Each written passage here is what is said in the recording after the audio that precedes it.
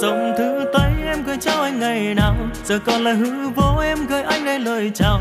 Mà nhìn người đi vội, mình làm gì nên tội, tại sao lại cách xa, còn yêu như thế mà để lệ hoen mi khi mùa xuân đang thầm thì.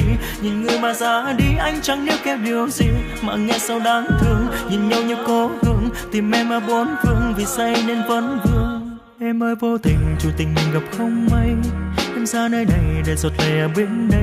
Bầu trời giờ hắn hiu, nhìn về nơi đó đây, ngoài trời thì có mây, chỉ còn lại là đắng cay.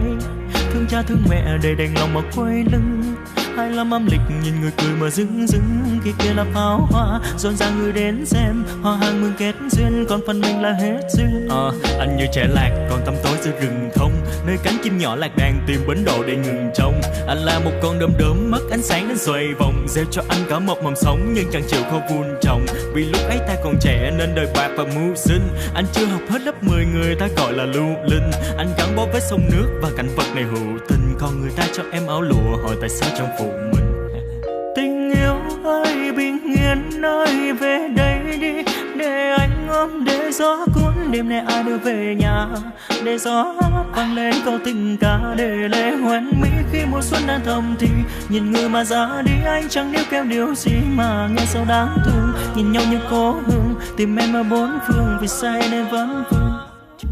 Hết rồi cuối cùng